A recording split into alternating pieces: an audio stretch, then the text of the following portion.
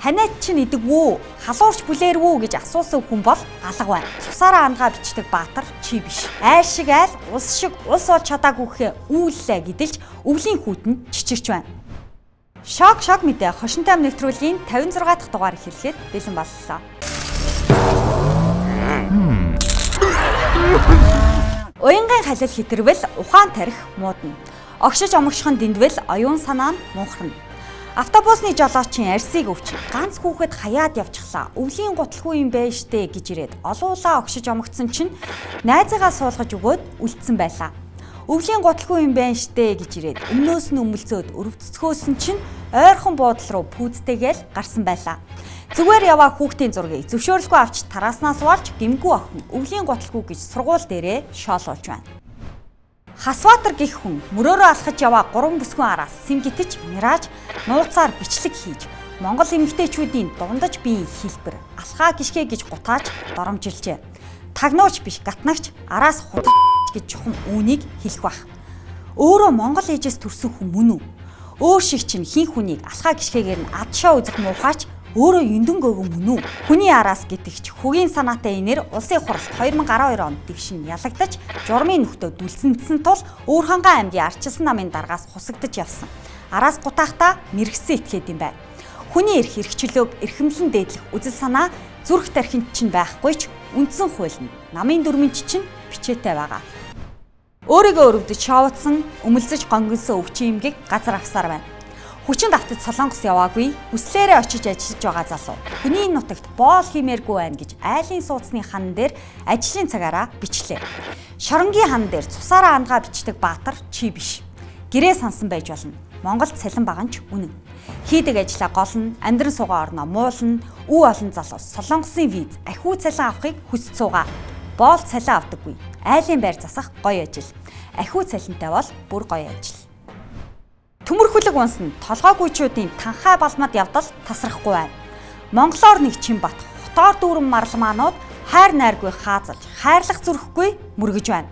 Хар хараар унсна 46 настай эмэгтэй зогсоолоос олж уурлаад эргэн илийг зориуд санаатаагаар зогсохгүй төрж мөргсөн зөрчлийг шалгаж эхэлсэн. Яа мэдрэлгүй. Улаанбаатар зогсоол ховруу гэвэл ховор. Нэг зогсоол 7 өдөр хөдлөхгүй зогссон хүнээс машин чинь эвдэрсэн юм уу гэж асуухад олдошгүй сайхан зогсоол олцоход хөдлөөд явчихыг гэхээр хайрын санагдаад гэж хариулсан удаатай.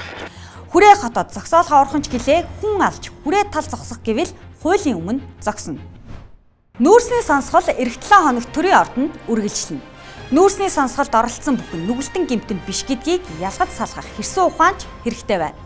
Нүүрс Монголыг тижээж төлсөн татвар хураамжаараа ахмадын тэтгэвэр, албан хаагч, багш эмчийн цалин, хүүхдийн мөнгө олгож байгаа гэсэн үг.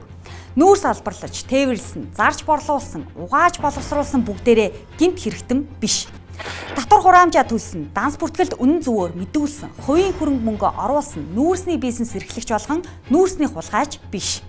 Хамаатных нь ангийн хүүхэд, хамт ажилладаг хүнийх нь ах дүү, хажуу айлын хүргэн, нэг нутгийн нөхрийн бэрн, нүүрсний бизнес хийсний төлөө хар шар эсрэгүү, нудраган баян, сорон мүлжигч, феодал гэж хавтгаад нь нөлнөх, бүлэглэн буйлдах учиргүй. Нүүрсний хулгайч, нүүрсний бизнес эрхлэгч ус тос шиг ялгаж, буруу зөвийг хөдөлгөхгүй баримтаар тунгаахгүй бол сонсгол нэртэй өшөөгөө тайлах тайз, өрсөлдөгчөө намнах эндэр ус тэр үзэгдэл болж хувирна. Түлшний төлөө түчигнэлдэж, түгээгч эмэгтэйг түлхээд унаглаа. Түвшин байхгүй төлөө түгээгч түлхүүлээд гэмтэж байхад түвшийг нь хангах ёстой сайд сэмсэмхийн явханч аргагүй юм. Баатар болохыг хүсээгүй гэсэн байна. Яг өөрөө явж байгаа учраас ингээ ханиагаад байгаа юм. Гэтэ би нэг явж байгаагаа нэг олон нийт зарлаад нэг баатар болоод тэгээд байгаа юм бол алга байна. Тэгвэл би одоо өөрөө сэмхи яваад л одоо энэ тэгээд байдал нөхцлөөс үзвэл баатар болохыг угаасаа хүсэхэргүй байна. Хангамж хэвэндээ ороогүйч ханиад хүрээд сайдын хоолой сөөсөн байна. Ханган нийлүүлэлтийн талаар асуусан болохоос ханиад чинь идэгвүү, халуурч бүлээрвүү гэж асуусан хүн бол алга байна. Түлш шатхуун түгээгчийг сасан дээр түлхэж унгах биш, түлшээр хангах үүрэгтэй сайдыг сандлаас нь түлхий гэж сөрөг хүчнийхэн сөрөөд шоодлаа. Дуулуурхай сайдыг огцруулах шаардлагыг хөрвүүлнэ гэдэг шийдвэр гаргасан. Тэгэхээр энэ дээр одоо ерөнхий сайд шийдвэр гаргах бах.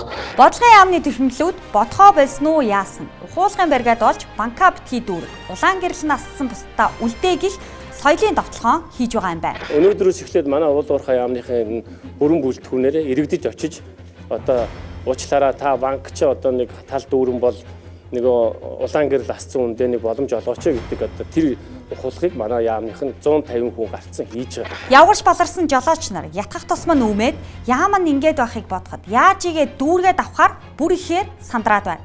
Зааны тухай бүү бод гих тусам зааны тухай л бодоод байдаг. Оросоос чихэр зөөж, оргил дэлгүүрээр зарах, Орос бензин авч, орон даяар хангах хоёр шал өөрч гэлээ ясмын дээр Ганбаатараас ч болоод байгаа юм биш. Орос ирмэн үе чангарч дохио сануулга өгдөг юм.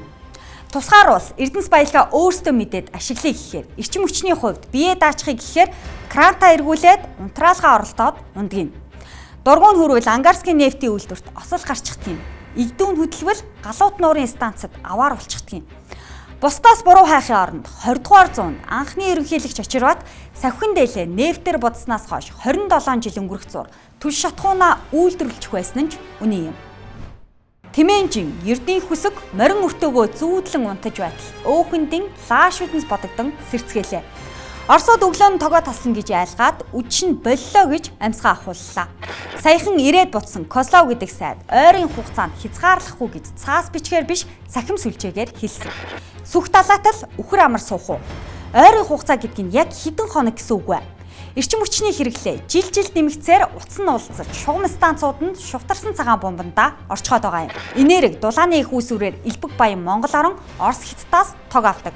40 жилийн өмнө 4-р цахилгаан станц босноос хойш харь улсаас гэрэл дулаанд царай алдахгүй. Айл шиг айл, ус шиг ус бол чадаагүйхээ үүллээ гэдэлж өвлийн хүүтэн чичирч байна. Эгийн гол Эрдэнэ бүрэн, Багнуур, Таван толгой, Шивяво 5-р цахилгаан станцын цаасан макетаар ганц удаал зууханд галхасааж болно. Цаасан макетаар гэрэл асахгүй, дулаан түгэхгүй.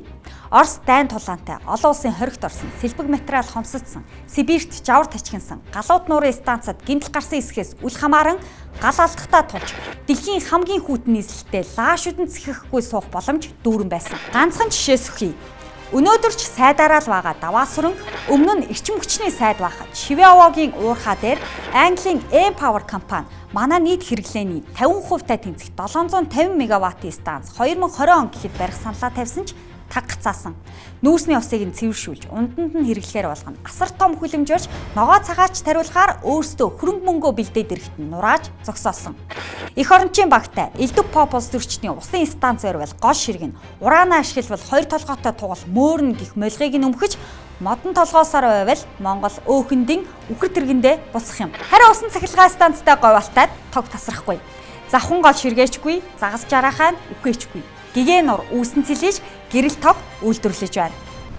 Шок мэдээ хошин тайм нэвтрүүлгийн 56 дахь дугаартай хамт байсан эрхэм үзэгч та бүхэндээ баярлалаа.